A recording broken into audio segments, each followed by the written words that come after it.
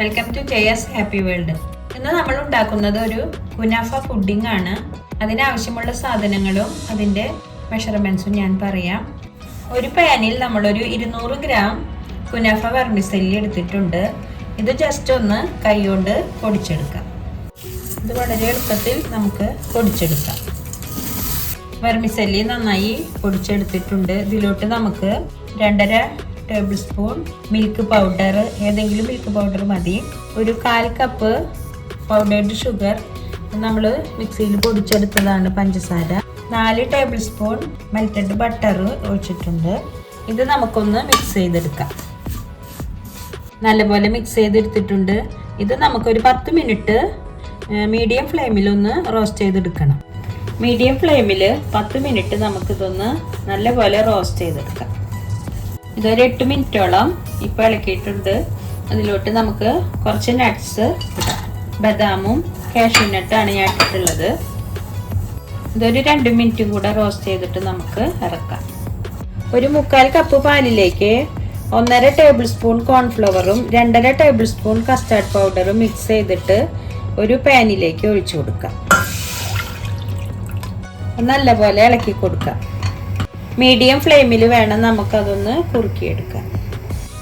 ഇതിലേക്ക് 1/2 cup condensed milk കൂടെ ചേർത്തിട്ടുണ്ട്. നല്ലപോലെ ഇളക്കി കൊടുക്കാം. നമ്മുടെ കുനാഫ വെർമിസെല്ലി ഫ്രൈ ചെയ്തതും കസ്റ്റാർഡ് മിക്സും റെഡി ആയിട്ടുണ്ട്. ഇത് നമുക്കൊരു പാത്രത്തിലോട്ട് ലെയർ ചെയ്തെടുക്കാം.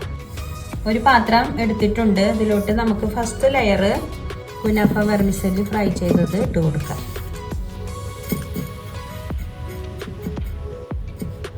ഇനി സെക്കൻഡ് ലെയർ ആയിട്ട് നമുക്ക് കസ്റ്റാർഡ് മിക്സ്.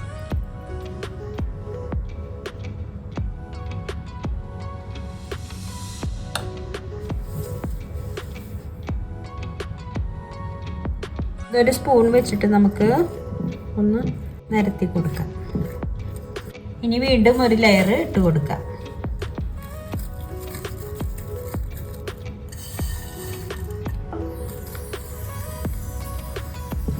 വീണ്ടും കസ്റ്റാർഡ് മിക്സ് ഒഴിച്ചു കൊടുക്കാം.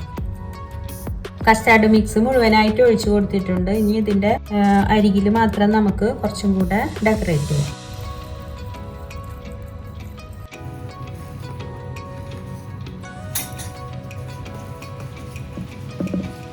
ബാക്കിയുള്ള വെർമിസെല്ലി മിക്സും കസ്റ്റാർഡ് മിക്സും നട്ട്സും ഇട്ട് ഞാനൊന്ന് ഡെക്കറേറ്റ് ചെയ്തിട്ടുണ്ട്. ഇതൊരു 5 മണിക്കൂർ ഫ്രിഡ്ജിൽ വെച്ചിട്ട് നമുക്ക് ഉപയോഗിക്കാം. നമ്മുടെ കുനാഫ പുഡിംഗ് റെഡിയായി വന്നിട്ടുണ്ട്. എല്ലാവരും ഇതൊന്ന് ട്രൈ ചെയ്ത് നോക്കണം. അടുത്തൊരു റെസിപ്പി ആയിട്ട് വരുന്നത് വരെ bye from Jaya's happy world.